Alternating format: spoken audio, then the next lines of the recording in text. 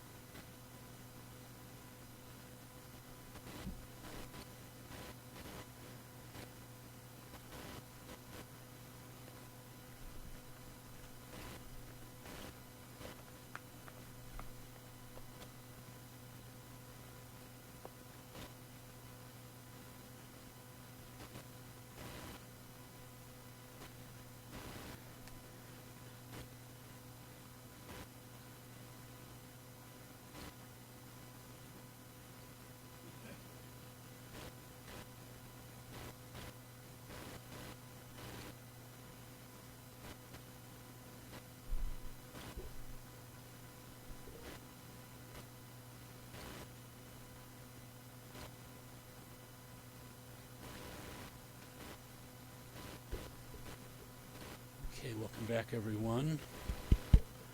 Page 11 for the short refuge and for measurables.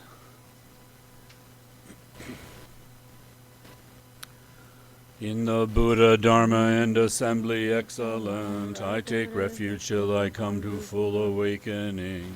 By the merit of my deeds like generosity, may I achieve Buddhahood for beings' benefit. In the Buddha, Dharma, and assembly excellent, I take refuge till I come to full awakening. By the merit of my deeds like generosity, may I achieve Buddhahood for beings' benefit. In the Buddha, Dharma, and assembly excellent, I take refuge till I come to full awakening. By the merit of my deeds like generosity, may I achieve Buddhahood for beings' benefit. May all mother sentient beings equal to space have happiness and the cause of happiness. May they be free of suffering and the cause of suffering.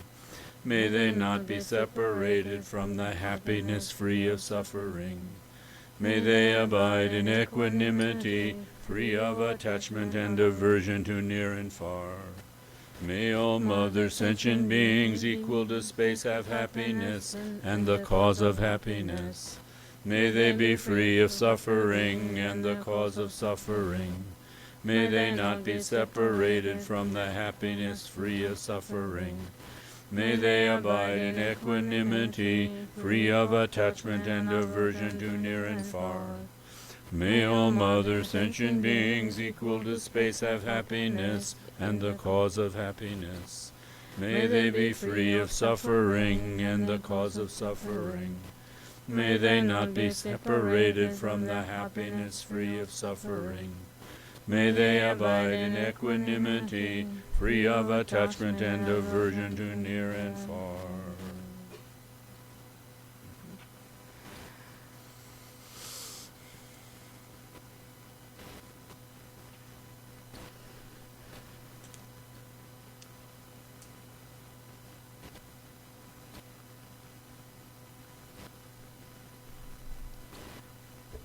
Okay, so we continue our previous topic, and I'm just sharing my little experience, and if you have any experience with your daily practices and would like them to share, I would be happy to learn from you too.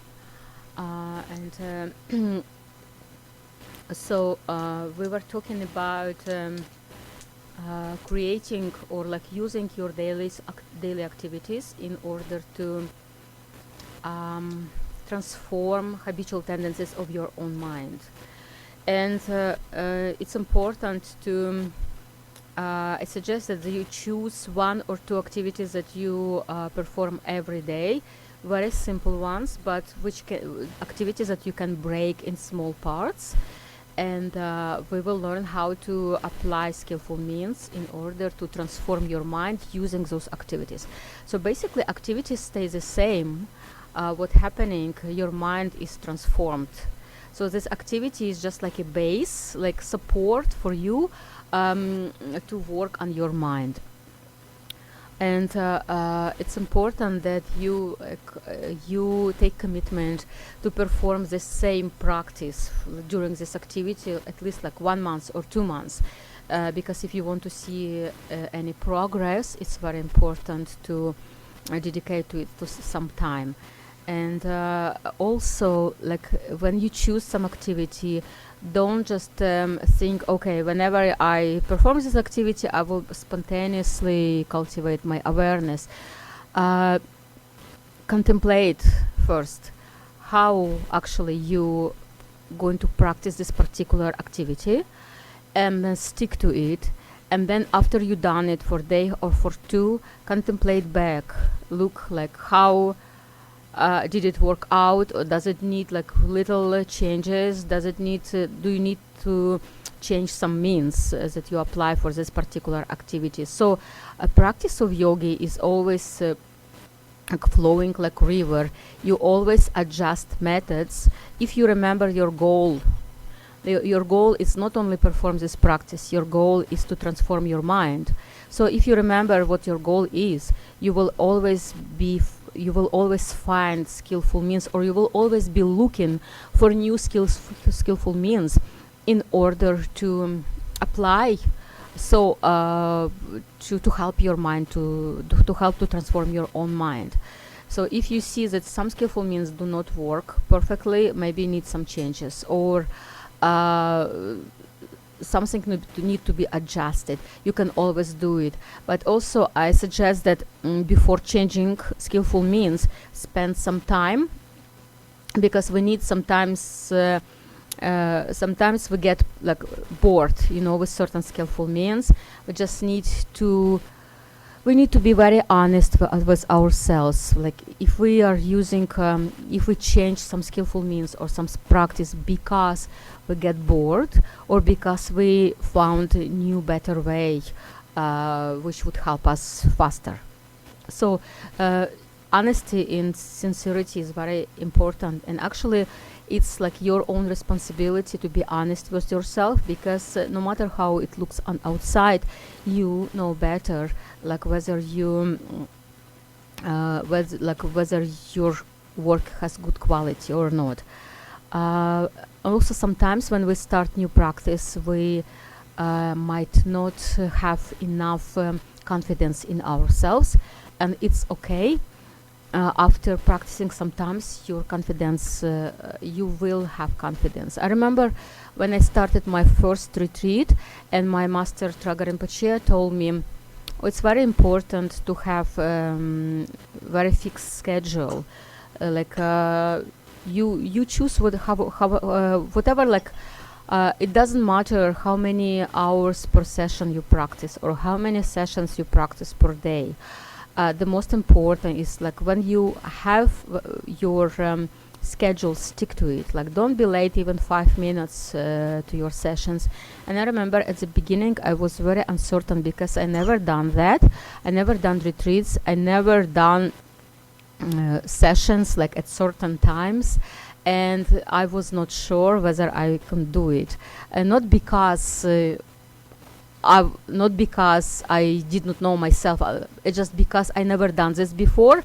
And it's normal, when you do something first time, you might not be completely sure how to do it. You don't have enough confidence. So like first couple days I was very tense, because for me it was very important not to be late for my sessions. Especially Traga Rinpoche said outer aspects of practice are very important, because they have influence to your mind. And later I could see, like if you can stick to your schedule, then like if you develop some kind of discipline on outer level, then when you are able to look in your mind, when you when you practice concentration, it has the same level of discipline. So if you practice discipline on whatever activity you practice discipline, then it's kind of like muscles, like you develop, which you can apply to any other practices. And at the beginning of my retreat also, I was not confident in myself. In few days of practice, this confidence just was very strong.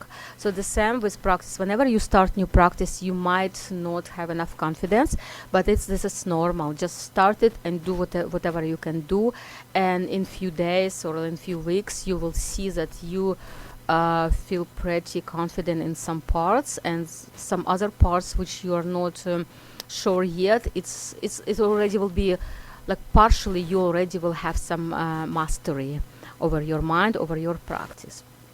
And so we're talking about discipline. Changing of habitual tendencies is like going against current, like going against strong current, because habitual tendencies is like a strong current of a river. It's just flowing one direction, and it's the current is very it's so strong that you cannot turn entire current right away. So that's why we are trying to work not with everything at the same time, but with small pieces, with small parts. And because you're going against current, you will feel this. You will feel this strong power that goes against your will, and it's normal. That's why we're talking about discipline. Discipline is application of effort again and again and again. So at some points you will think, okay, I don't want to practice today, or like I will skip my practice today. So your practice should not be too difficult for you to perform, but it shouldn't be very easy. So practice should be set up in such a way that you have to apply a little bit of effort. But also, for me, when I improve my practice with new skillful means, it is like game. It's actually very interesting, because like you apply some skillful means, and you see how it affects your practice. And so the next day you might improve those skillful means. It's like art. It's always alive. It's like dance. And it's up to you to make it very interesting. And you can contemplate at the beginning of practice, and you can contemplate later in evening and see whether it works or not. So because you can use anything that you can perceive as a skillful means, so it can be very interesting. But it's very important to do it again and again and again and again if you want to see the result. And practice is like waves. Some days is very easy to do. And Rinpoche told me before also, like if you don't see any improvement in your practice, it's okay, because it's like a wave. Now, like you have this wave, which is when you have strong tendencies, strong emotions, but it's okay. This wave will go away, and like it will be easier for you to practice later. And so remember about this. When it's difficult for you to practice, remember it's just like a wave, but it will go away. Nothing which appears is permanent. So even these waves of difficulties, of resistance, it's impermanent. And sometimes we just have to hold on while this wave is going on, and wait until it will dissolve. And just like during lunch, I had very interesting conversation, and we were talking about these difficult moments which we totally can apply to our understanding of practice. Someone was talking about her experience during labor, and she said, I have my strong practice, and I said that I had these contractions, And at the beginning, when contractions were not very strong, I was able to remember about practice. But then when they become very strong, at some point I just was blown away by my suffering, by my pain. And I just like let go of everything. And I was not practicing at that way, at that point. But it's when we have like this intense wave of suffering, we might not be able to hold on practice because sometimes we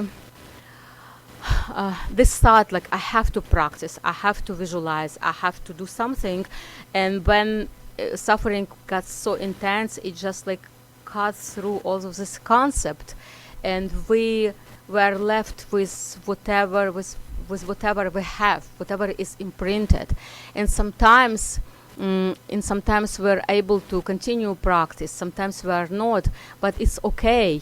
Like when we have this wave of intense practice, don't think that of intense suffering, don't think that your practice is bad.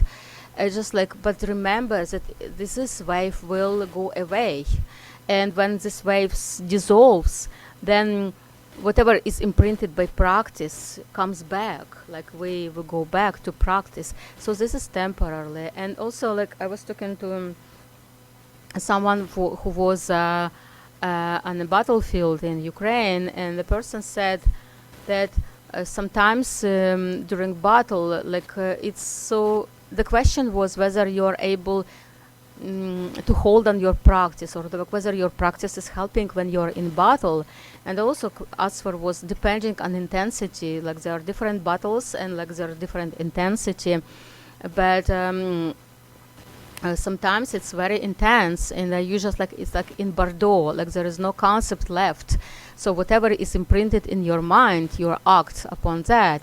And so that person said like it was so intense during one battle, and like there was bombing and rockets flying, and like bodies of my friends like flying in pieces, people are dying. It was so intense that there was no place in your mind for concept. But I saw somebody was wounded and needed help, and like without even thinking, I rushed to help those people, like without thinking about dharma, without thinking about like they need help. It was really dangerous. Like if that person would turn away and run away, nobody would blame him. But that's how imprints work. Like when it's so intense and there is no rational mind left, whatever is imprinted, you act upon it. And that's how it happens in Bordeaux. When our body dissolves, when we're left without this physical body, without five senses, without sometimes without ability to rationalize. So in Bordeaux, whatever is left are imprints. And we act upon those imprints. When we might see some forms in Bordeaux, and like we don't even have time or don't have capacity to think, what is that? What does it represent? This represents Guru, this represents Idam. No, we don't think about, but we react automatically upon what is imprinted in our mind. And that's the danger of Bordeaux. You know, if you are not able to like transfer your consciousness through time of death, like if you are losing your awareness, if your consciousness like fades away, so what's happening? Like if we don't have strong awareness or like strong Mahamudra practice or strong Hidam practice, so during our death, it's like we're like fading away, and we lose consciousness for some time, and then we wake up in Bordeaux death, you know, like, and then we not necessarily remember about this. Like we might remember about this life, we might not remember this life, but then whatever appears whatever was imprinted in our mind, and reactions we have to whatever appears also type of reactions that were imprinted in our mind. So we cannot guarantee that we will have right reaction, you know, like it can be anything. So that's why Gaur Rinpoche says that bodhicitta is the only thing that we have to take to Bordeaux. This is the only thing that will carry us to the Buddhahood.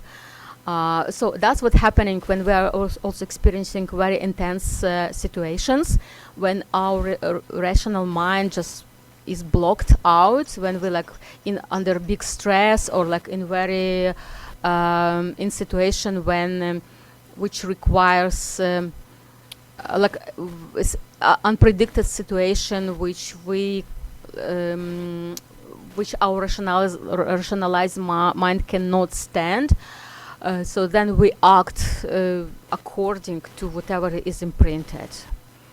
So sometimes we see people like running away from situation, or like running forward to and people say after that, like, I don't know why I did this, because I did not think about anything. I just did it because I don't know why. That's because it's like you are acted upon your imprints. And when we are talking about transformation of our mind, that's what we are working with. That's what we are talking about. So right now, if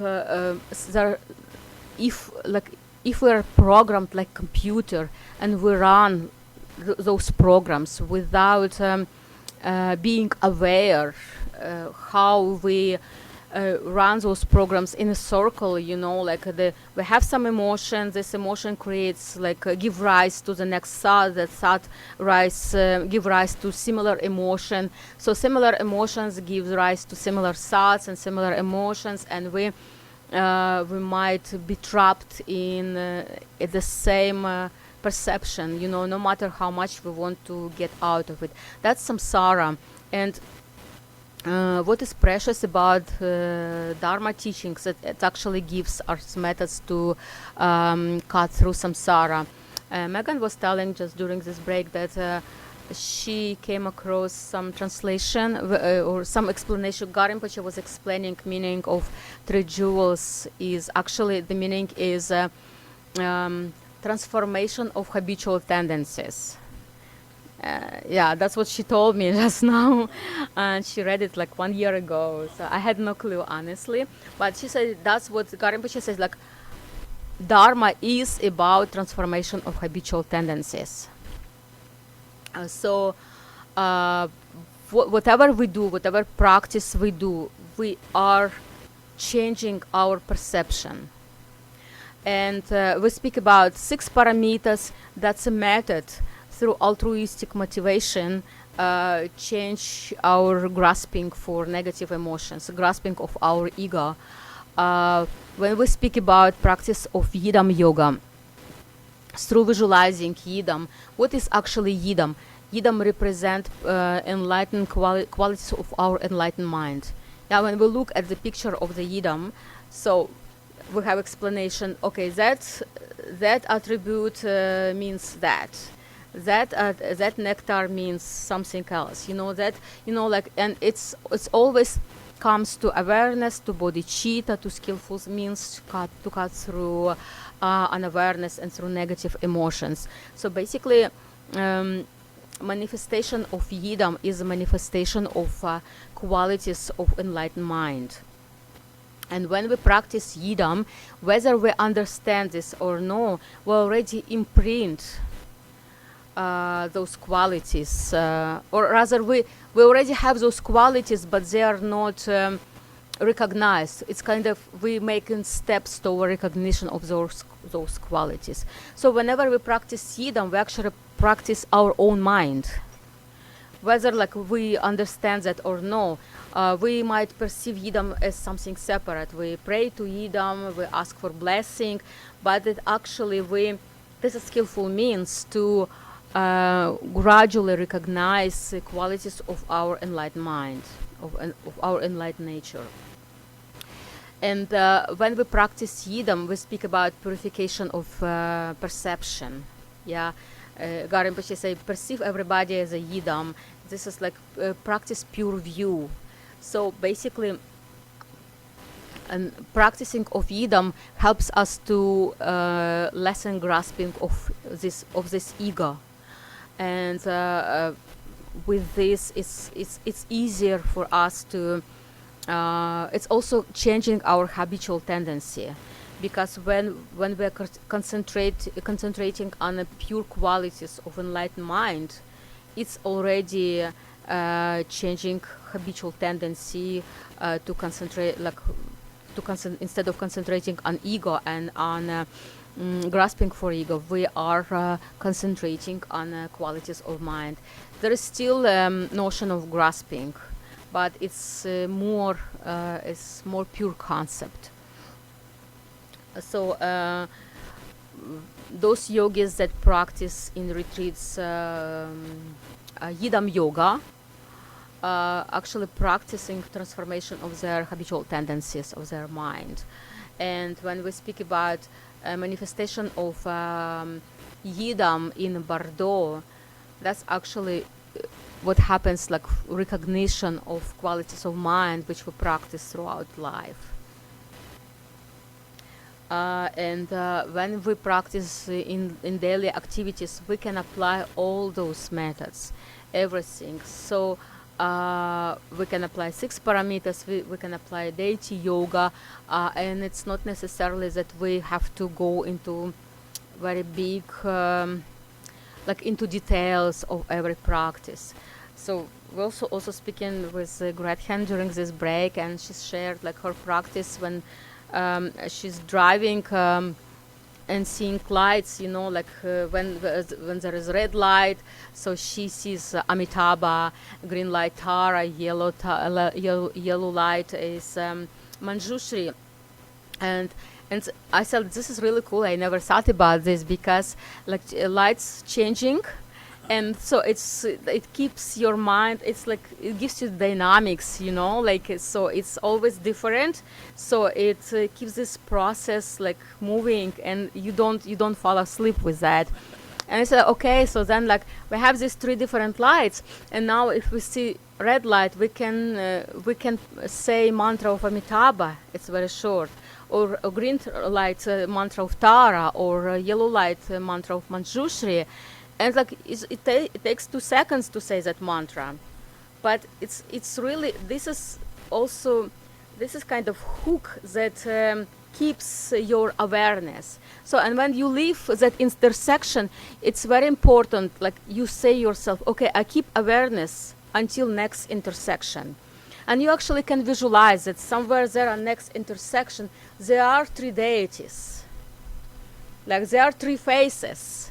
And they're like, sometimes I even visualize like thread from my heart to the object where I visualize the deity. And I just follow the thread to that object. And it's actually, the thread is a method for me not to forget about awareness.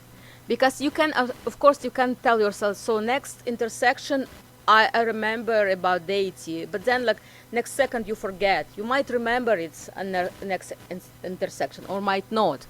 But like also like some visualization can help you. You can visualize string of light or chain or whatever, like whatever keeps you, whatever does not lead you, does not allow you to forget. Of course, visualization should be such that it does not distract you, you know, like so should be safe. Also, like when you walk in a park, you can do the same thing, like from tree to tree, for example, like you. But it's very important, like it's very important to see the next point. You know, like you kind of give like you evoke this intention. Okay, until next tree, I remember. And then even if you forget, you're already making imprint in your mind, so that when you come to next tree, you remember. So, if you visualize guru or yidam deity, it will help you more.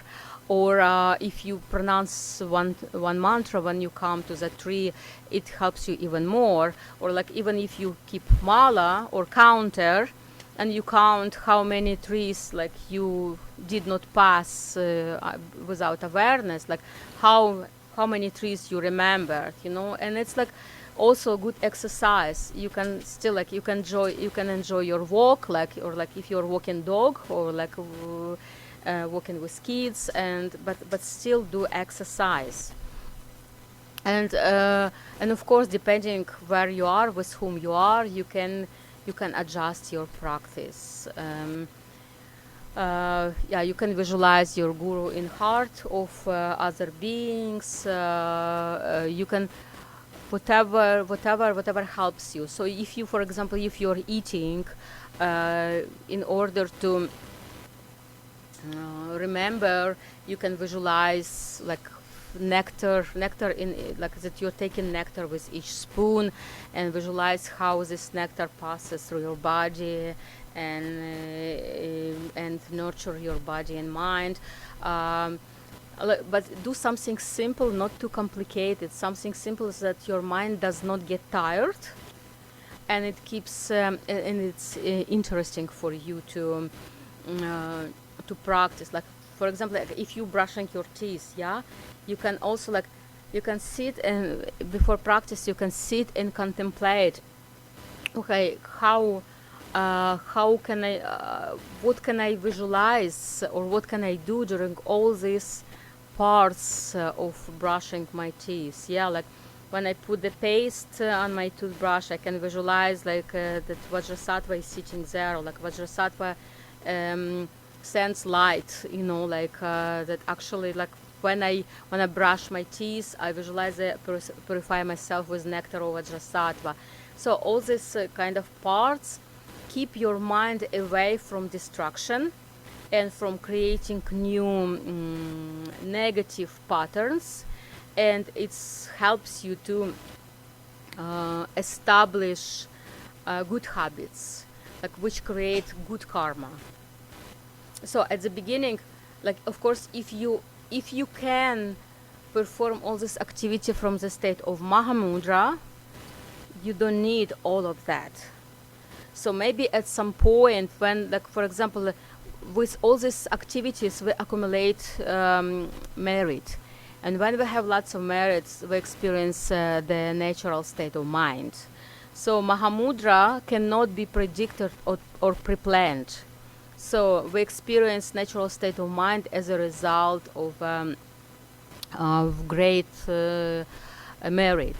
So it might be that during some activities you suddenly will experience the natural state of mind. So then you can continue performing this activity without any visualization. You don't need any visualization. And then when you lose this state of mind, you come back to visualization. So this is actually the same method that we use during practice of Yidam yoga. When we recite mantra, when we concentrate on mantra, at some point when I experience natural state of mind, so then practicing that state of natural state of mind, we continue reciting mantra. And then when this natural state of mind I wanted to say disappear, it does not disappear, it gets get covered with concepts, with unawareness, then we're going back to visualization. So the same thing may happen with your daily activities. So take one or two activities which last not more than 15 minutes. Contemplate like how you can break it, and what are you going to visualize, or what are you going to do during these activities, and make it habit to practice it every day. And then you will see how your practice of this specific activity starts to change, starts to become more deep. Because when we start like any practice, at the beginning we practice it on more superficial level, because Like for example, we practice new sadhana. We don't know text very well. We have to pay more attention to words. But then with time, we're very familiar with the text, with the visualization. It becomes more natural and more easier. So then we can easily experience the natural states of mind. The same goes with your activity. When you really turn certain activity into practice, into daily practice, at some point you will notice how your mind starting to change. Like first at the beginning it will be easy not to be distracted. You will not be thinking about other things, but you will be concentrated on this practice, and then you will examine like how these methods can be improved in order to make this practice more intense. Any questions?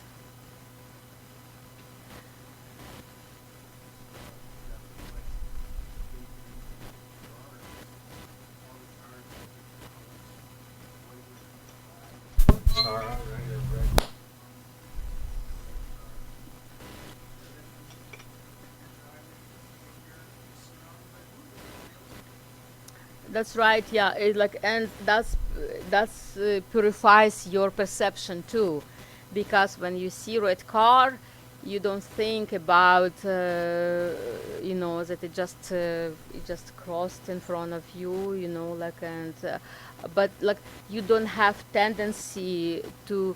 It's like you're already taking control of your own mind when you think that car is a manifestation of Buddha.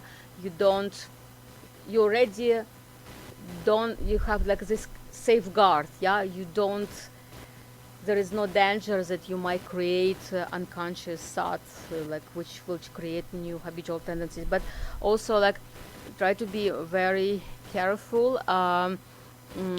especially when you drive. sometimes I do actually I do exercises like that.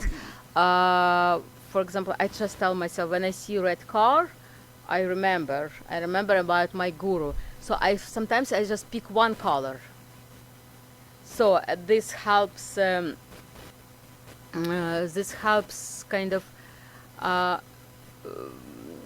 to keep attention on the road too, and or like when you have to stop and there are pedestrians crossing, like you can visualize dakas and dakinis, just like crossing your path,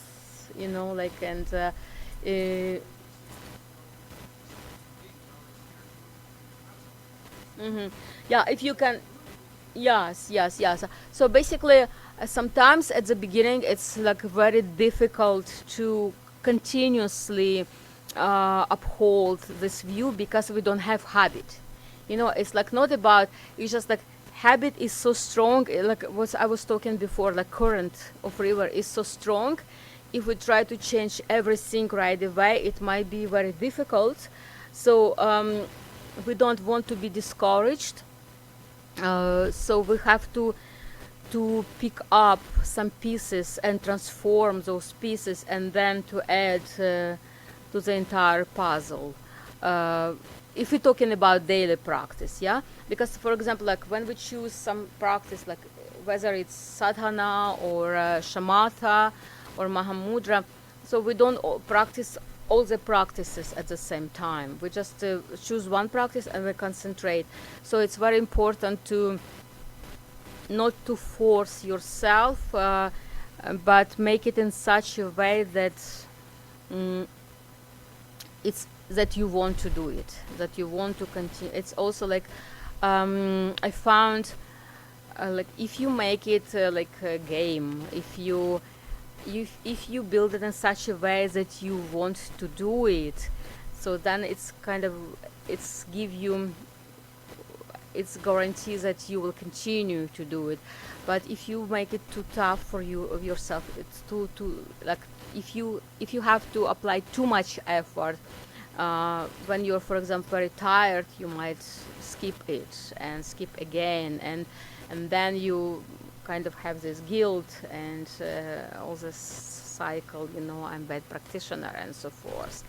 So just everybody is unique, everybody has their own karma, and things that he or she likes to do or she doesn't like to do. So it's very important to go somewhere in middle, but it's very important to take practice very seriously, as if you, for example, going to retreat, or like even can take commitment, like, so for 1 month I'm taking commitment to do this particular practice, and when 1 month pass, then you can dedicate it. And these types of practices were actually, when you do them for certain period of time and then dedicate, has very powerful effect. One student of Garchen Rinpoche in Ukraine, when her mother passed away, she took commitment to do mantra recitation of Chenrezig for 1 month. And when 1 month passed and she did dedication, so she saw rainbow. And like she's like, I know this because when I started this practice, I already, like, I made this commitment and I fulfilled it and I dedicated it, so, and I saw this result. I think it's very important, like, even if we can do it for 1 week, whatever practice we decide to do or whatever activity we decide to do, it's very good to make commitment to complete it and to dedicate it, and it has very, it's very powerful. Yeah.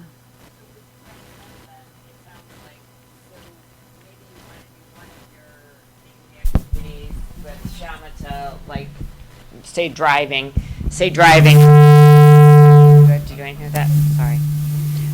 So say driving, and you want to just do shamatha in the sense that you just want to be aware that I'm driving. Every time I see the car in front of me, I remember I'm driving, type of thing, versus seeing the deity, because otherwise it can be too many things. But then could you do your other practice as more of a yidam practice of, like, I'm purifying my teeth as I brush my teeth? After a while, if during your month you feel like I'm pretty good, I'm pretty mindful now when I'm driving, would you recommend sticking with the shamatha throughout the month, and then, versus then exploring, like, adding a yidam to your, your driving practice, just for, I don't know, really getting better at that technique so you're not changing too much within a practice? Yeah, I suggest that whenever we choose practice, whenever we choose method, to stick with it for some times. Okay. But sometimes happens that you choose some method, and like after a few days or few weeks, you can see this. You can improve this method. Mm-hmm. So you can improve the method. Like, for example, like we're talking about, like, traffic lights. Yeah.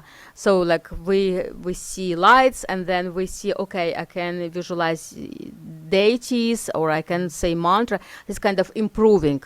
Okay. But completely changing methods, I suggest that we stick to one method for some time, to let us actually experience the benefit of that method. Yeah.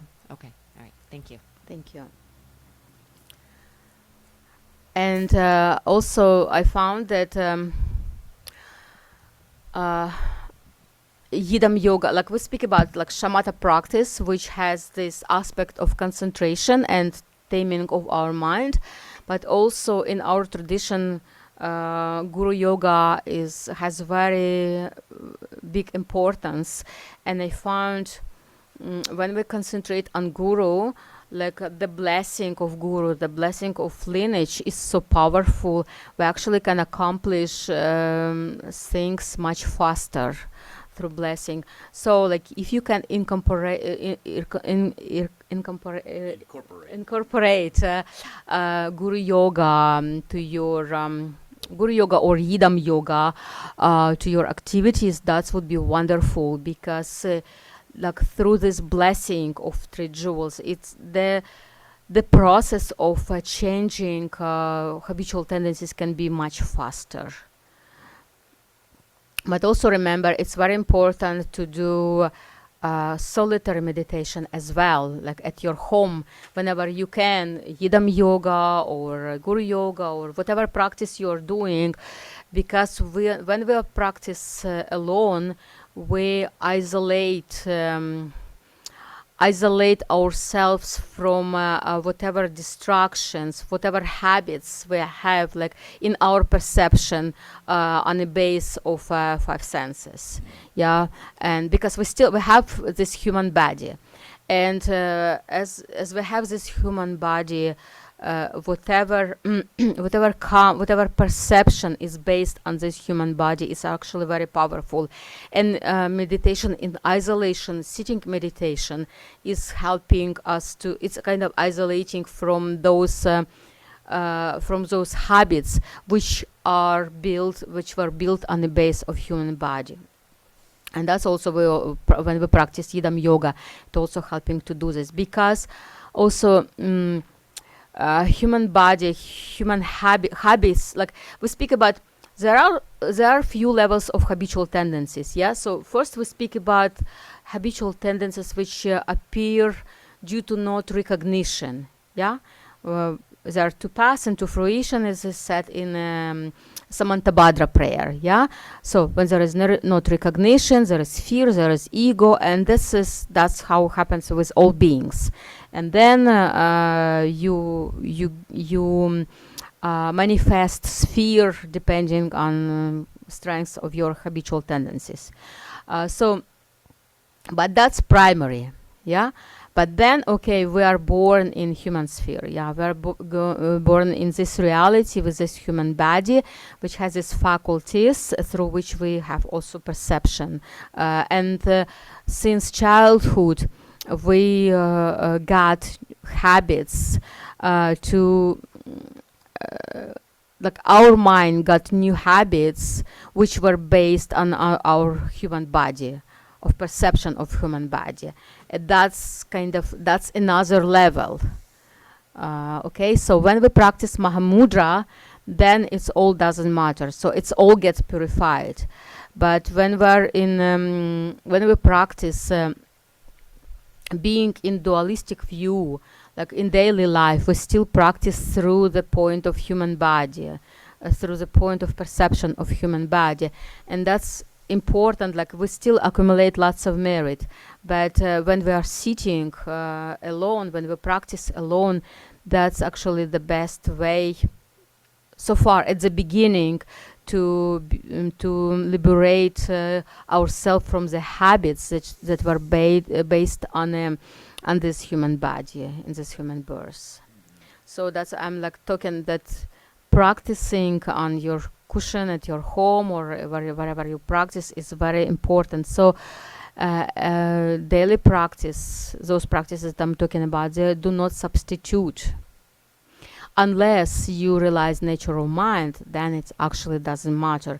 Unless you are able continuously uphold like your awareness continuously in daily activities, so, or like perceive yourself as a yidam, so then of course it doesn't matter.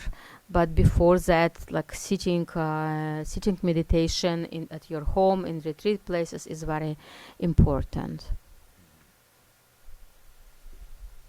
Something you said made me think when I think it was in response to Megan's memory of Garumche. And what did you say? This transformation or is refuge. Again, the word dharma in Tibetan, chu, means to change. Change. It's all perfect.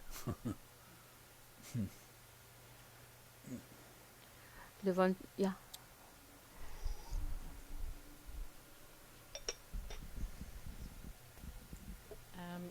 I was wondering if you could talk a little bit about the meaning of visualization. When I'm meditating on my own at home and I'm trying to visualize the deity, the Yidam, I don't actually have a mental image. Mhm. So I was just wondering if you could talk a little bit about that. Mhm. Okay. Yeah. So visualization of Yidam deity. So there, of course, there are, when we speak that deity is a manifestation of qualities of enlightened mind, we don't mean that deity does not exist. Deity exists.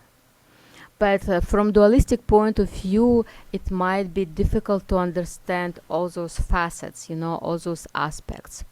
So basically, there is Buddha mind, Buddha nature, and so it has no base, and that Buddha nature has qualities.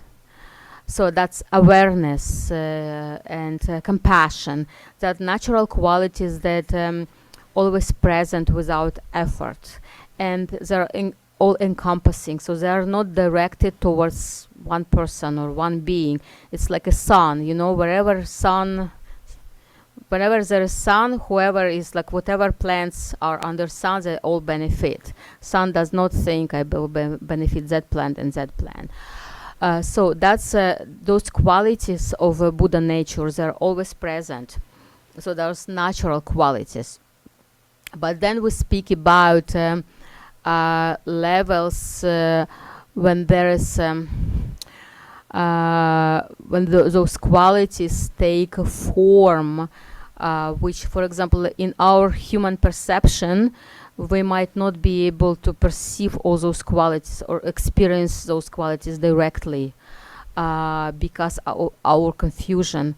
So those qualities manifest in form which is easy for us to see, to perceive. And if we see Yidam deity looks like it resembles human body. Yeah, no matter how many heads or hands or legs it has, it still looks like human. So that's a skillful mean for us to be connected to those qualities from our state of mind. So Dharma, Buddha nature, will always manifest in ways that sentient beings can perceive it, because this is our Buddha nature. And like for us, it's like, it's not that it's consciously manifest, whatever. It's just like, this is just natural. We have connection to it. It's just like, it's not that it's always, how to say, it doesn't mean that there is Buddha nature and there are sentient beings and Buddha nature manifests deity, so all sentient beings can see it. No, it's just like, it's our Buddha nature and we have connection to it, but through our perception, through our dualistic perception, we can perceive Buddha nature like that, through these qualities. Okay, through these pure qualities. And it does not necessarily has to be Yidam deity. Anything that is beautiful, anything that awaken good emotions, anything that awaken love and compassion is manifestation of Buddha nature. And as I say, it does not mean that Buddha nature just like creates those things. It's just like we ourselves, because it's our nature, we look for its expression through the way that we can understand through our karma. So if we see beautiful flower and we experience happiness, that happiness is a quality of our Buddha nature, but it manifests through our perception of flower. So, and that's how it is if we purify our perception, that anything is manifestation or like direct experience of our Buddha nature. That's why we try to become aware of our reactions and our negative emotions, because those negative emotions also is connection to our Buddha nature. This might seem very strange, but it's the same energy. It's the same energy, actually. It's just like our impure perception. So now in terms of, we speak about Yidam deity, how it's perceived in Tibetan Buddhism tradition. Whenever we practice Yidam deity and there is visualization, Garinpoche was explaining it like that. We, for example, we look at the picture of Yidam deity, and we try, like, we just look at it, you know, and when we close eyes, it's imprinted in our mind. So we might see some features. It's not necessarily that image will be very clear. We might see some form or some color, and then it disappears, and when we open eyes again and we look at it again and we close eyes again, it's imprinted in our mind. And then Rinpoche says, so then there is question, when we close our eyes, who is seeing that Yidam deity? Where is that Yidam deity? Because we say like, oh, now visualize Yidam deity in a space bigger than a mountain Meru, and we have this motion, this tendency to visualize it somewhere outside, above the buildings, in the skies, above the trees. But then we close eyes and we see the same deity and question who is seeing the deity. That's our mind. And how our mind can see this deity, it's like our mind takes the form of this deity. And Rinpoche says, if our mind wouldn't be deity, we would never be able to see it. So we are able, our mind is able to visualize it because deity is present in mind. Whatever pictures we see on outside, whatever we try to visualize on outside, this is just our impure perception. Perceive it's like something something very separate from ourselves. But in reality, this is just perception. It's like when you it's like when you see something through broken glass, or like you cannot perceive it directly. So then we perceive deity on a picture. But when we close eyes, deity manifests in our mind. And how is it like deity manifests? Because we think of deity, because we remember of deity, and we would never be able to see or think of deity if it wouldn't be in our mind. So now about like visualization. So there is this technique which we can train in, yeah. So as I explained, so we just make imprint of this form of deity. So deity is a quality of our nature of mind, natural quality.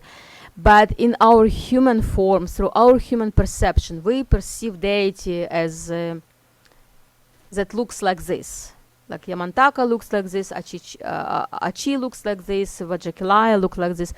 This is also impure perception through our human senses. You know, it's very, but it doesn't mean that it's bad. You know, this is the best. We are looking at the nature of our mind through this. This is still nature of our mind. That's just one thing we just don't recognize how it works. Yeah. And then when we visualize Yidam deity, even if do not recognize that it's representing quality of our mind, even if we visualize it outside. So okay, we visualize it outside of ourselves as a separate being, as a separate person. And then there is skillful means which really works very well in order to become inseparable, recognize inseparability of deity from our mind.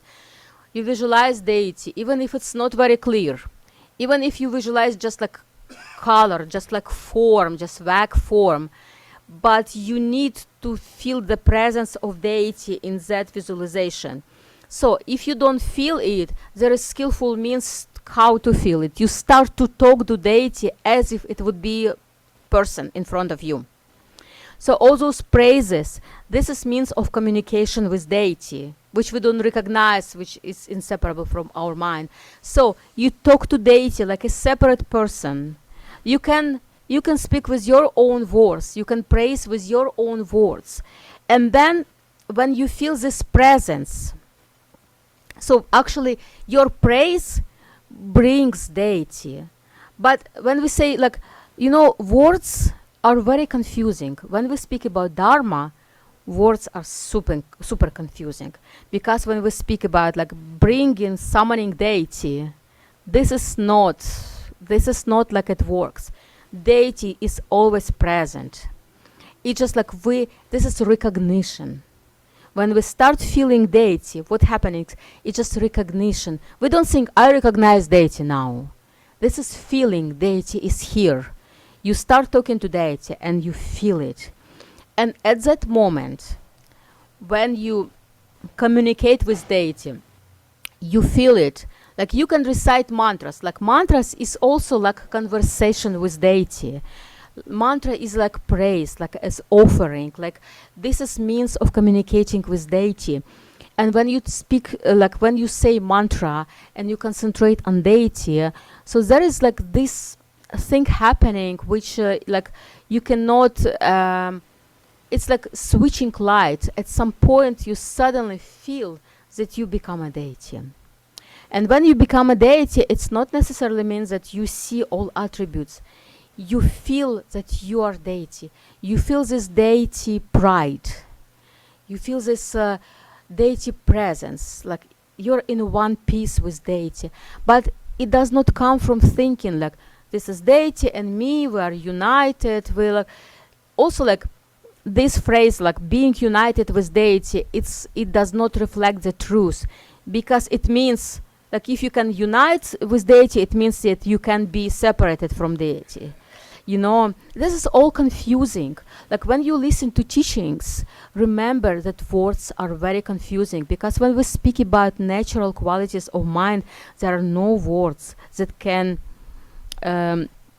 truly describe it.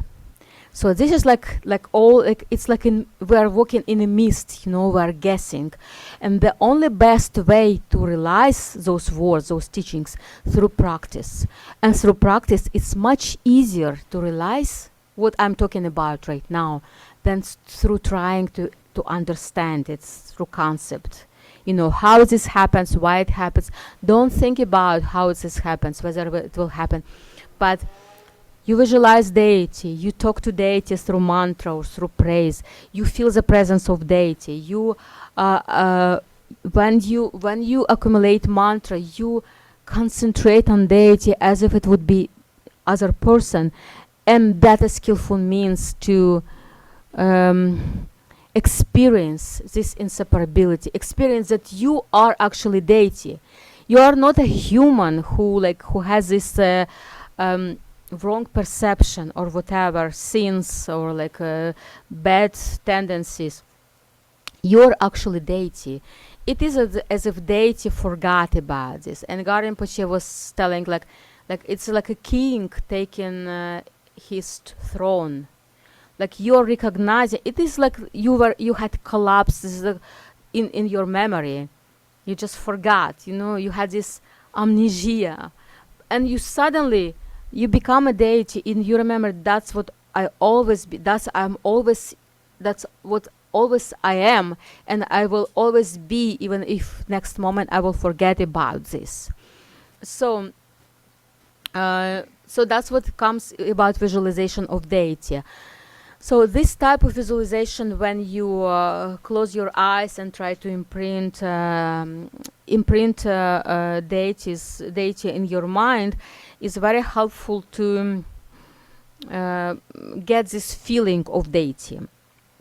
There is another method when you build your visualization gradually, like every aspect of mandala, you take like lotus and you place sun and moon. So every aspect you visualize clearly, gradually. So I tried both ways, and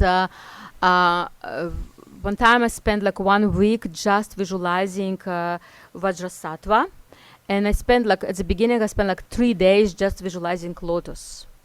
So at the beginning, when concentration is poor, it takes long time, like to clearly visualize aspects of mandala. But then when your concentration becomes better, it goes faster. So what I found, like, of course, my mind was not like very stable.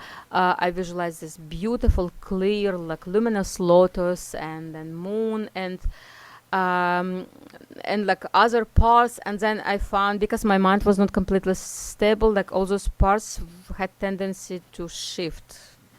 To move. There was Lotus and there was the moon, and it was like I had to put effort to hold it together. While when you trying to picture entire mandala right away, so it doesn't have this tendency. But when you build visualization like part by part, so it's really affects your mind. You develop this clarity aspect.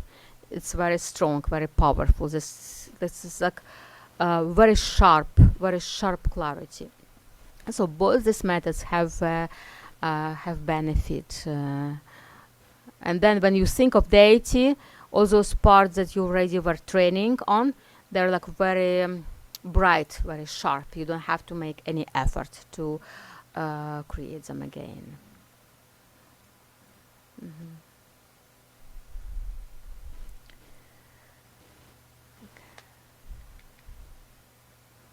Question? When you see yourself,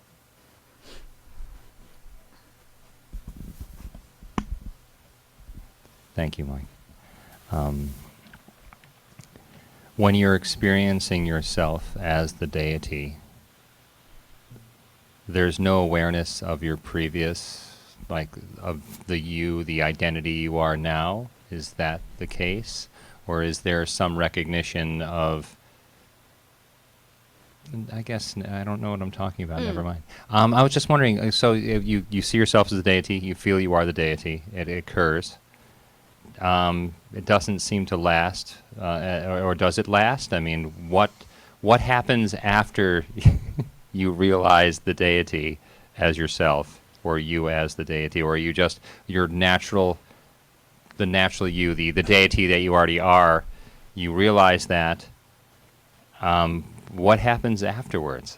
Oh, you mean if there is like if you are cut off from your previous human experience, or like something? It seems such a silly question, but it's also something I'm very curious it's about. Important. It's important to. And actually, I know some people are afraid to practice in retreats or practice intensely, because they think once they start to practice all those things like Tantra, Vajrayana, Mahamudra, they are like they cut off all their life, all their like relatives, kids, responsibilities.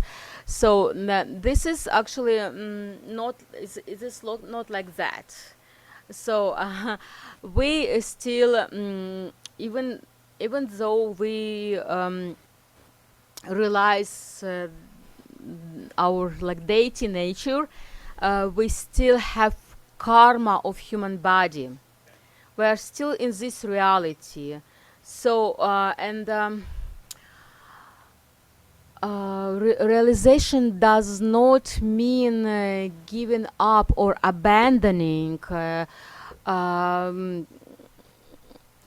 whatever brings other happiness. Like if you have family, a realization like yourself as a deity does not mean that you stop being father or husband. No, it just means that you awaken qualities of your enlightened mind. So in this way, your human body becomes nirmanakaya. So you're still manifesting in this human reality, but now instead of benefiting your ego, you start benefiting other beings. And it's like gradual process too. It's like not that like you realize yourself as a deity and it lasts forever, because we still have habitual tendencies and we go back. As I was telling before, we train in awareness. Whenever we forget about awareness, so we have tendency go back to habitual tendencies, and then we use like deity practice or other practices to purify those tendencies again. So basically, whoever we have connection with in this life, when we realize nature of deity, we continue having those connections, yet those connections, the same as our habitual tendencies transform, our connections transform. So now they're benefiting ourselves and others. And how this is happening? For example, we have a relationship with like our family, and we're practicing. So we take these relationships as a path.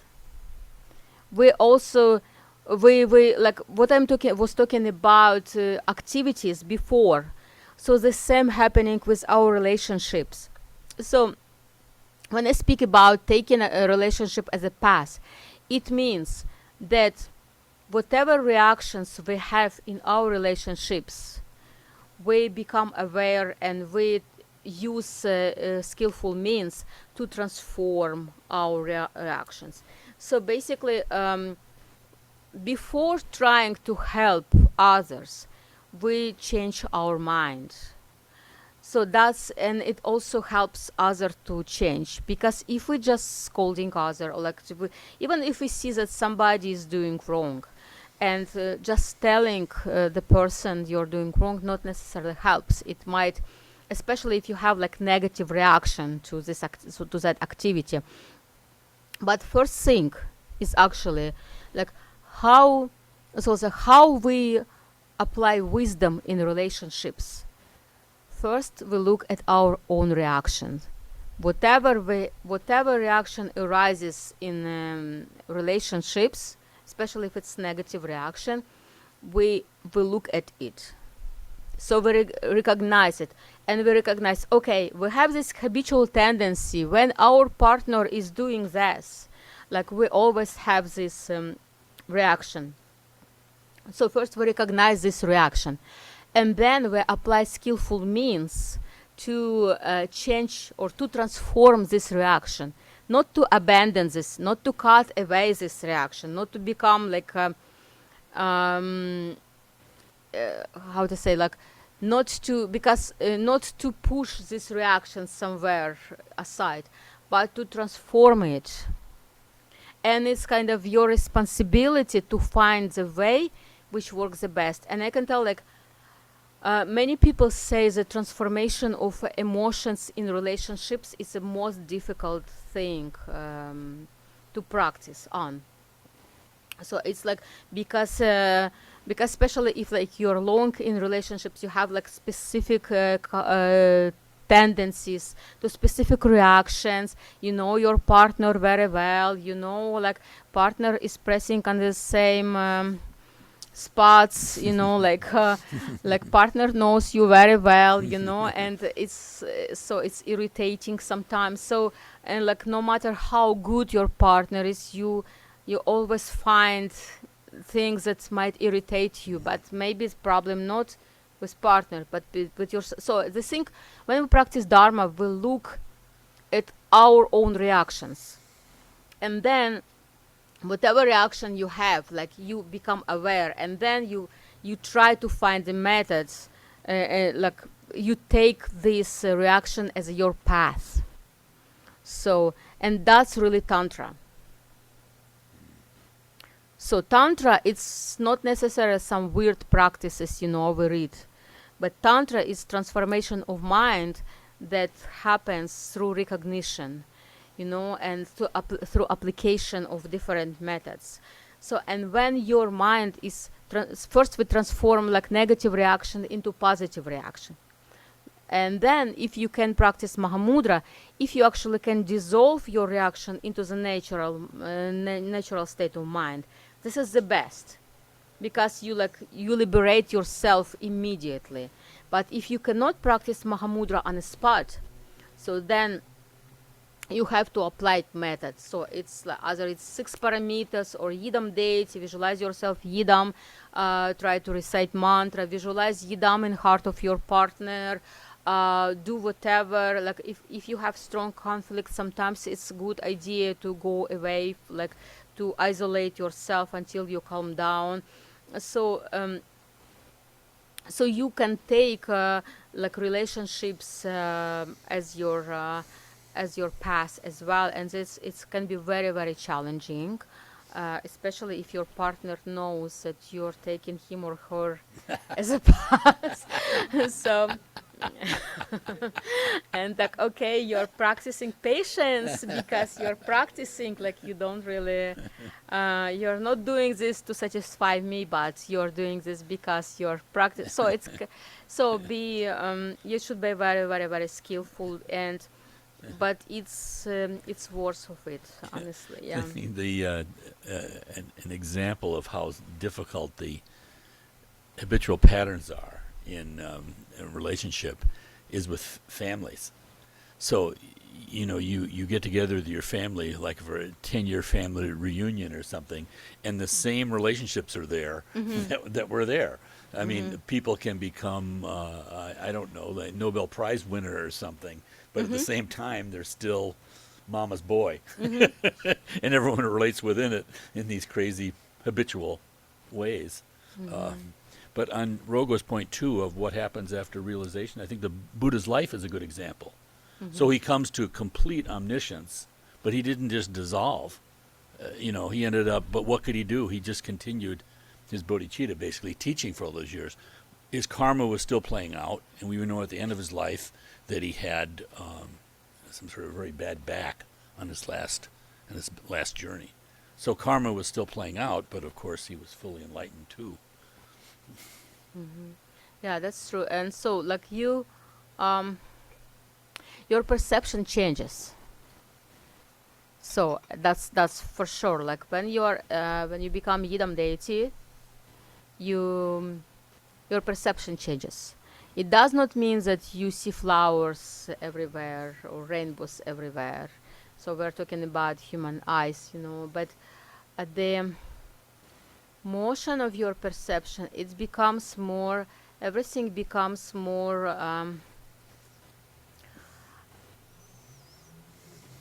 light, or like I cannot say like illusory, because when we speak illusory, it's already in our human mind. We have certain perception of what illusion is, yeah, but it definitely becomes more like blessed and more like light and easy. It's easy. We don't, because there is no grasping of ego. Grasping of ego is not so strong. Like whatever comes, pass very easy, and more pleasure. Of course, there is, like we speak about Yidam deity has nectar that gives you lots of pleasure. So everything that appears actually gives you pleasure. So the perception is and because you are experiencing that pleasure, it affects other people who are near you. Like look at Garchen Rinpoche. So he's in this blissful states, and it's magnetizing other people, and other people also experience this blissful state of mind when in his presence. So that's an example of a changed perception.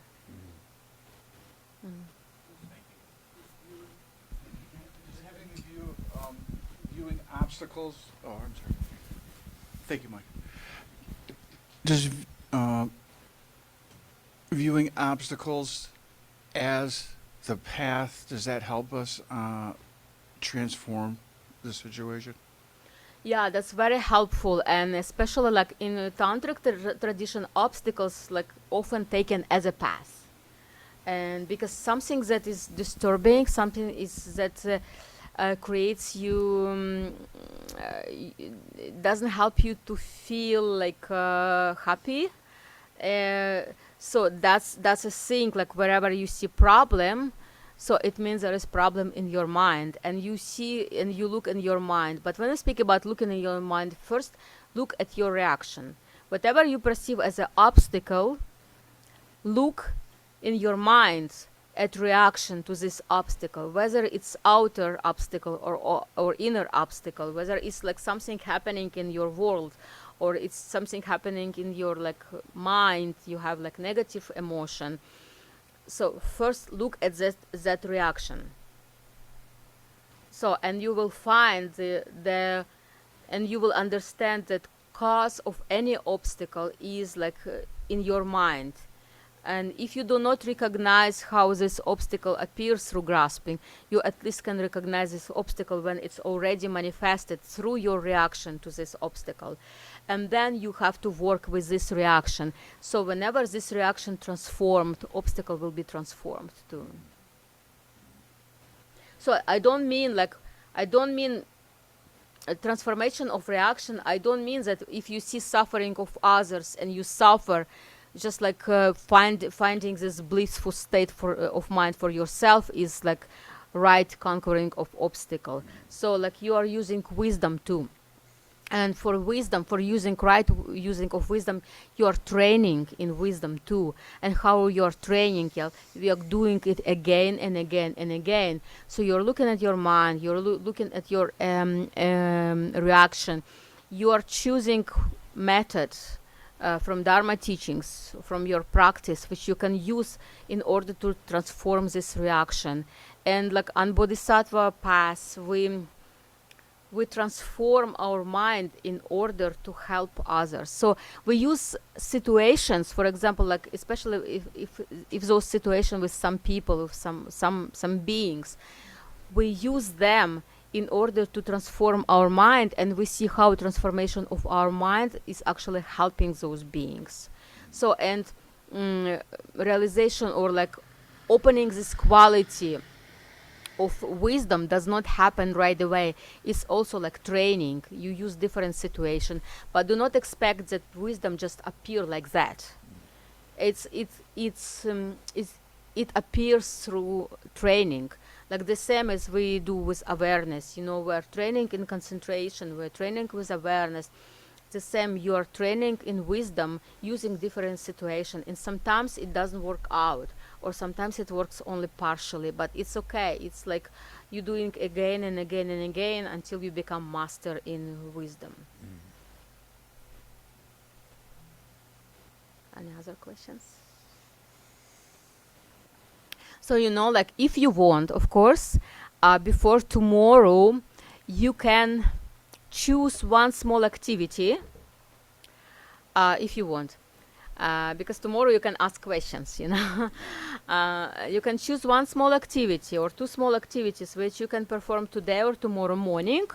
But before doing that activity, sit and like contemplate what you want from this activity and how you're going to do it, and try it.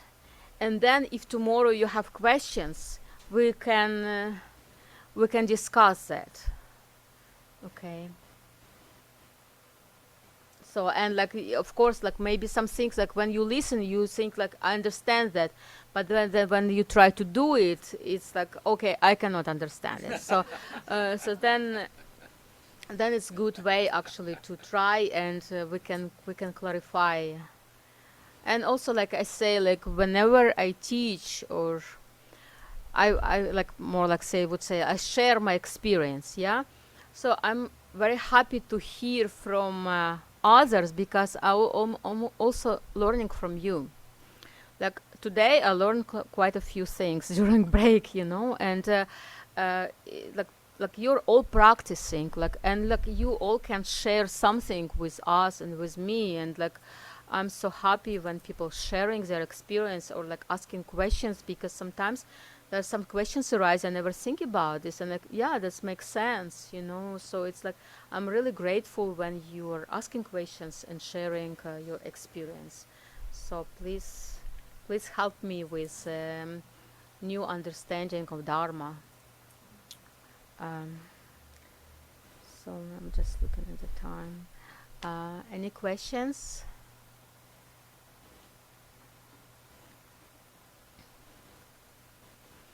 Or maybe like some of you have experience of transformation things, and so like especially when you are like working with people where you are using some skillful methods, like working with people with whom you have negative experience.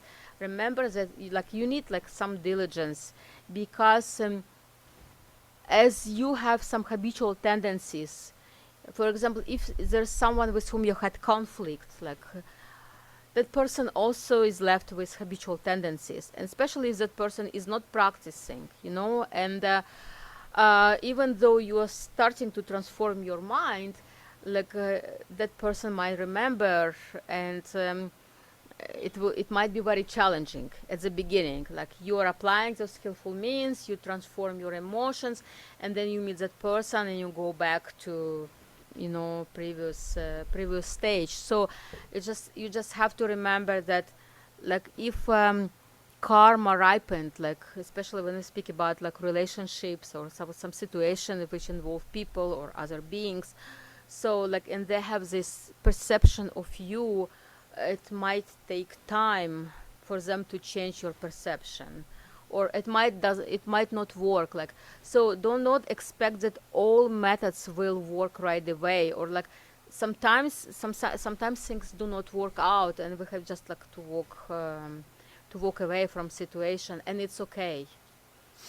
But as long as you look in your mind, and the most important, just look at your reaction, whether you were successful in situation or not successful in situation. Just look at your reaction, and make sure that this habitual tendency does not have that it's uprooted.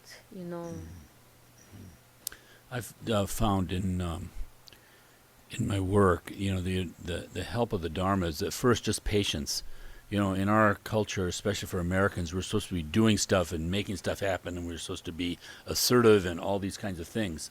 And so behind that, there's kind of a thought that if your patience is kind of weak, that you should be opening your big mouth in every situation.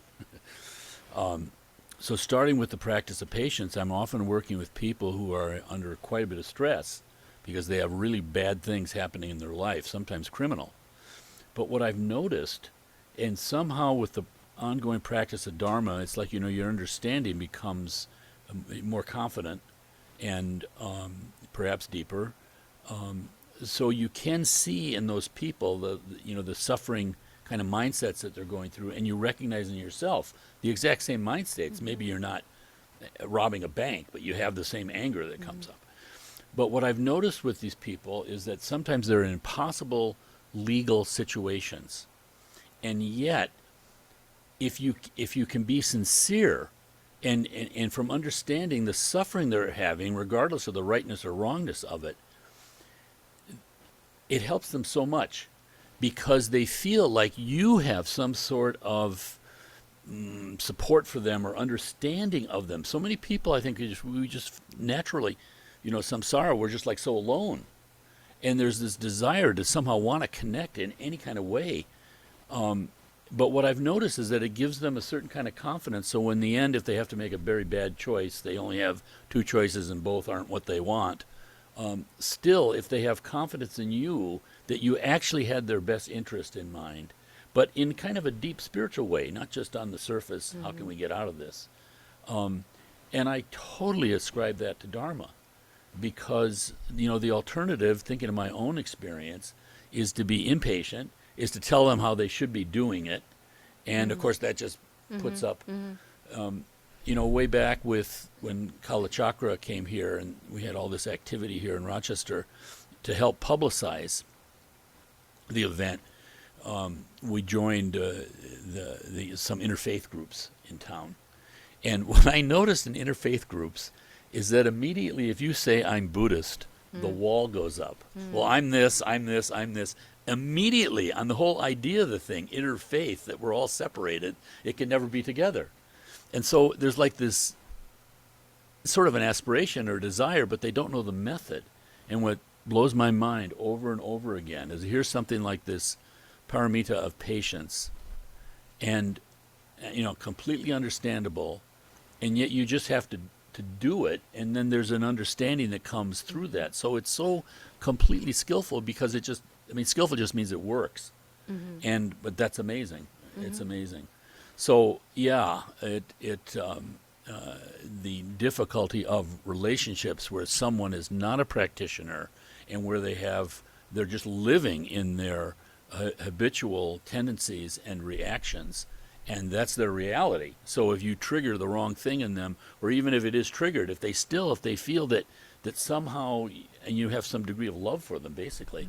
But it has to be sincere. You know, it's like when I pretend to love somebody, they feel the insincerity immediately. We're all too damn sensitive as human beings. Thank you. That's true. Like actually, yeah, you just like read my mind and brought the topic that I was thinking about. So like bodhicitta empathy. It's like contagious. It goes beyond any explanations, any like scolding. Like when you have bodhicitta, like somehow people have tendency to choose right, to make right choice. I mean, like not necessarily right away, but it is like when you have bodhicitta, yeah, because it's quality of your enlightened mind. So then, and another person also has this quality.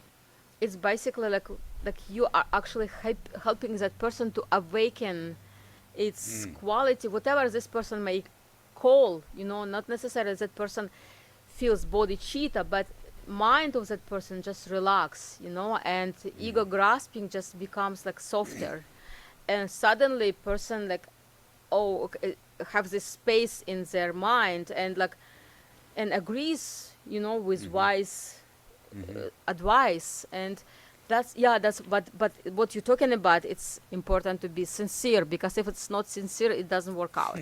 Right. Yeah, it's just like, and no matter what, like you can say, but I'm so kind to you, like I'm doing no, it somehow it doesn't work. And just you just have to be honest and sincerely help others. Yeah, it's and also about Buddhism, it's also label, yeah, where we call ourselves Buddhists to kind of to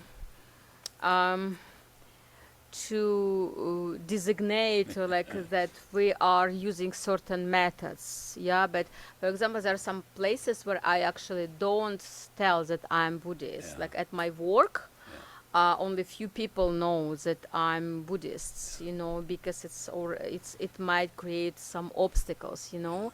But then like I'm working with the same Buddhist methods, and it's fine, you know, as long as people don't know that you are practicing Buddhism. Yeah, and actually, like, we speak about bodhicitta and awareness and natural, like in qualities of enlightened mind.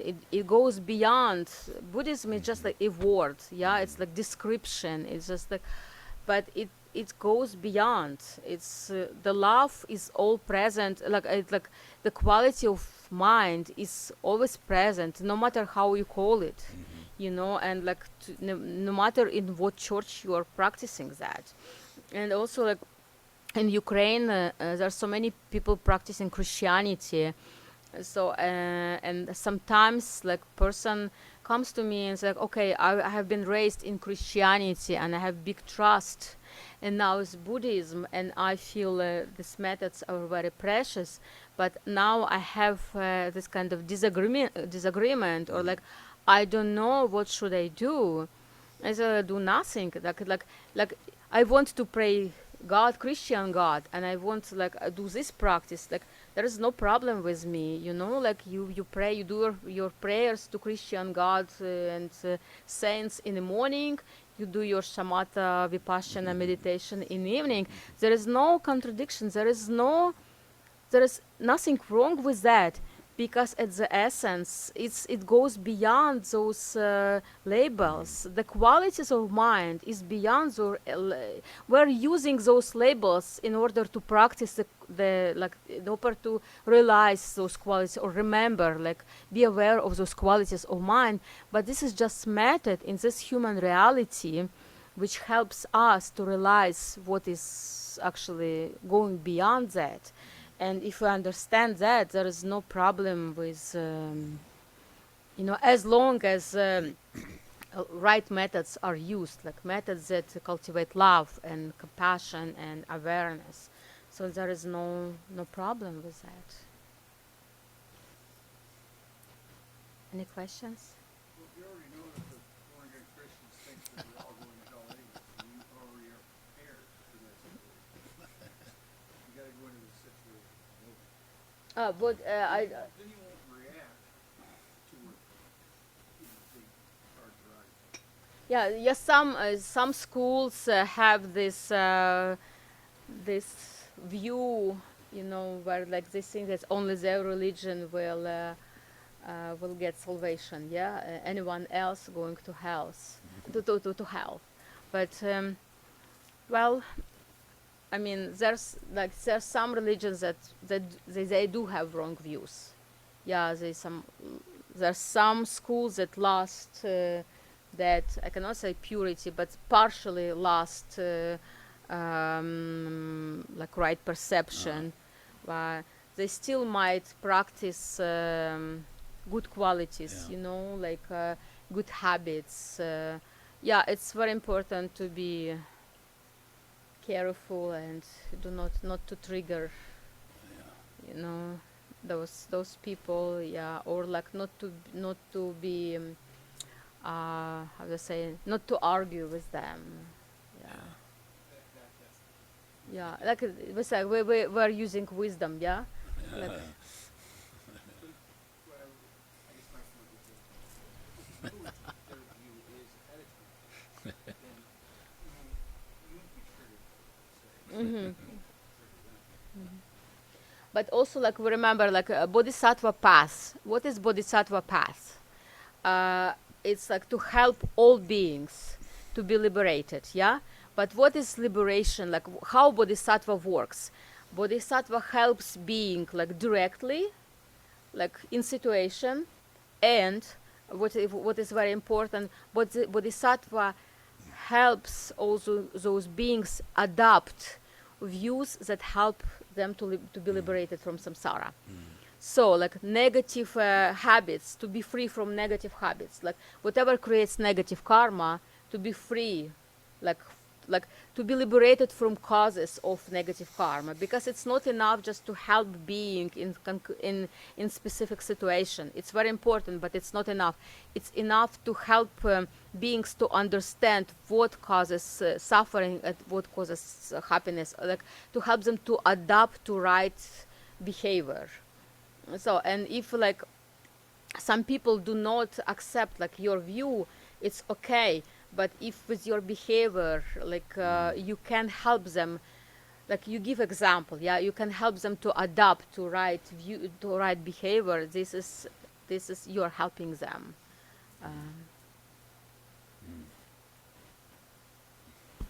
Okay, I might have another complicated one, or not. Okay, so the ego, and Frank, maybe please chime in, maybe you could help me. The ego wants to be recognized, and if it's not recognized, it becomes fearful. Is that correct? And on top of that, just because I'd like to know, so if I started recognizing everyone around me, like saying hello to them, I could reduce fear and create more connection with other people? I don't want to give you too many questions, but so... okay, so basically, back to the beginning, the ego wants recognition and becomes fearful if it's not. Is that pretty correct? And then, and if that is a correct assumption, could I then apply recognizing others, saying hello, or just making sure I connect with each person? Would I then reduce their fear and increase their connectedness? Their feelings of You connection? are talking about fear when we in regards of Kuntuzampo prayer?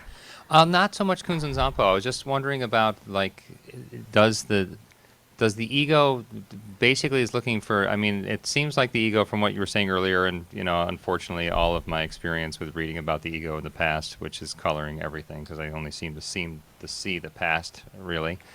It seems like the ego is trying to always look for validity, that it's real, that it's present, that the identity that you have is actually there. And I seem to be struggling with that all the time too, because I seem to be quite egotistical.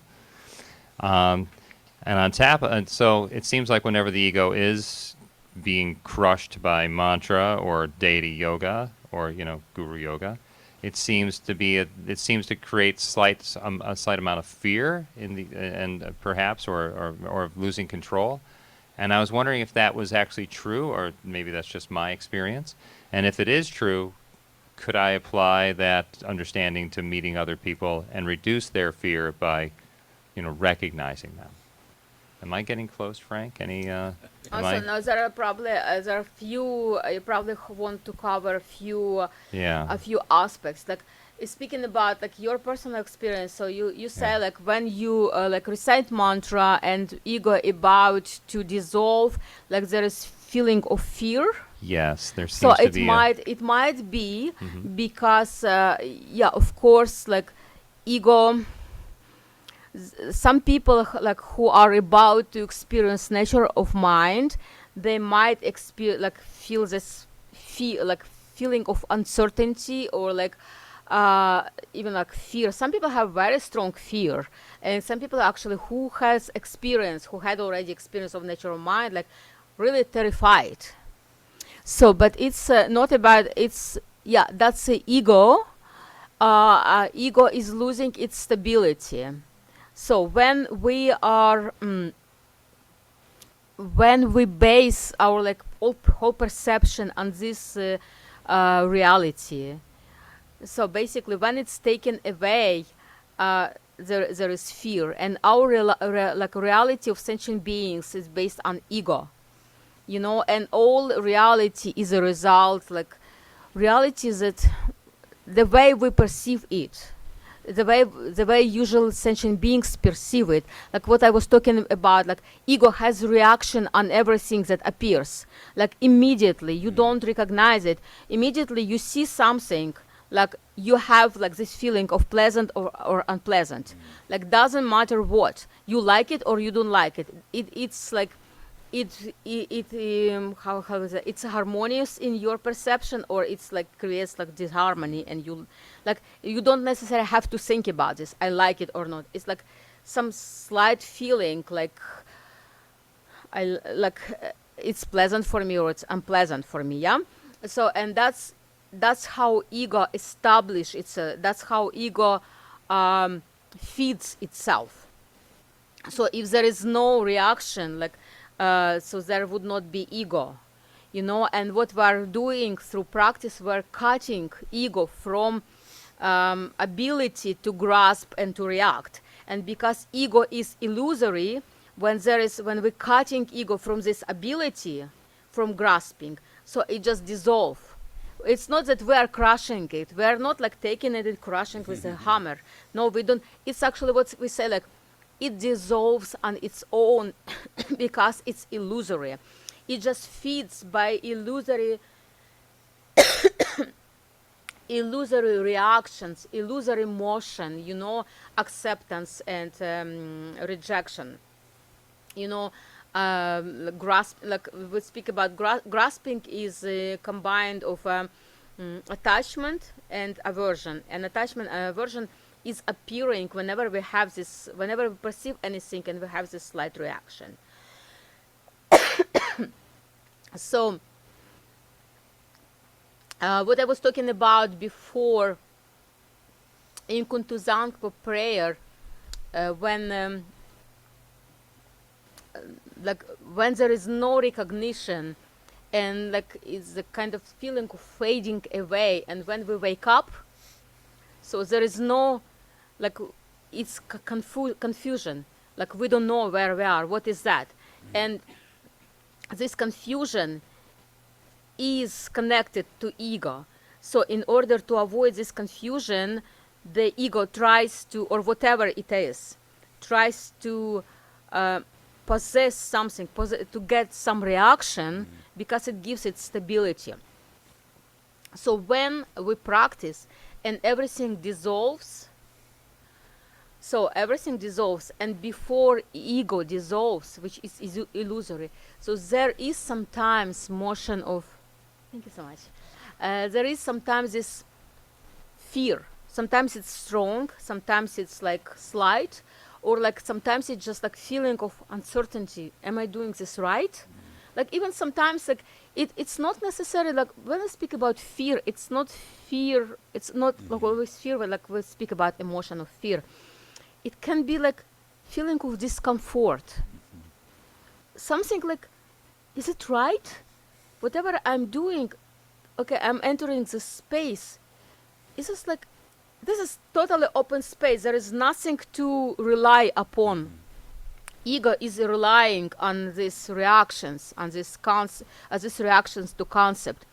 But here we're flying in open space, and like, can we fall, or like, is there anything to land on? There is nothing to land on, and because there is nothing to land on, whenever this concept wakes up, like concept of I, there is nothing to land on, and there is fear, like there is nothing to grasp, and so we immediately create something to land on. You know, we create this reaction.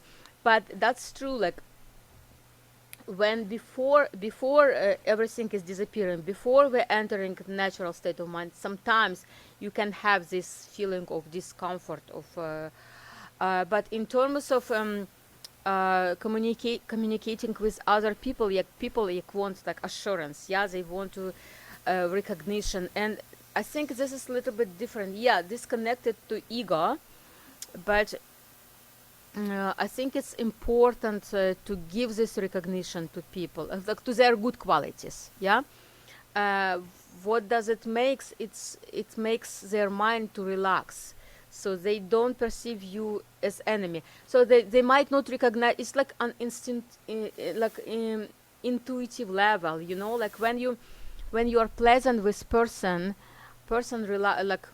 mind relaxing, and like their mind is open to you, and they're open to your suggestion. When you do not recognize them, they have tendency to be defensive, you know, and that's what strengthens ego. And so if you see at Rinpoche, he's always very pleasant, he's always praising your qualities, and you relax in his presence, you know, like and like he's like this kind person, and it's very there is nothing to defend, you know, like, and then there is no feeling that you want, there is no wish to defend anything, and then your ego starts to dissolve. So it's like when we're speaking about being on good terms with people, like recognize their good qualities, but it's also I have to be very wise, you know. You have to concentrate on their good qualities, not to praise their like bad qualities. And then when you're friendly, when you recognize their good qualities, it helps them. It does help them, especially people with low self-esteem, you know, and it helps them to relax, and gradually it helps to dissolve ego. Does it answer the question? Yeah, that was fantastic. Thank you. So it's 10 to 6, and let's are there any questions? So if you want to do that exercise at home, please do it. If you don't want to don't do it. At least like I shared with you, my understanding how it's possible to work with habitual tendencies, and we will continue tomorrow. Right. And now we will read dedication prayers. Yes. Om Mani Me Hung Ri. Om Mani Me Hung Ri. Om Mani Me Hung Ri. Om Mani Me Hung Ri. Om Mani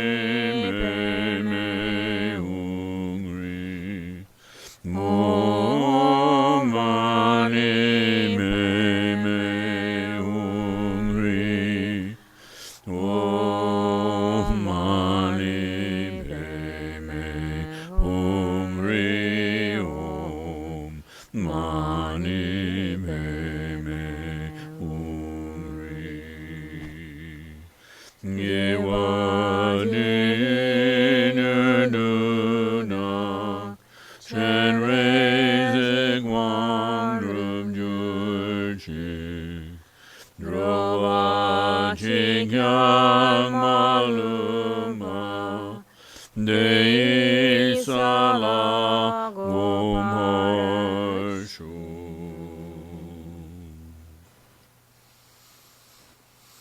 Thank you so much. Thank you.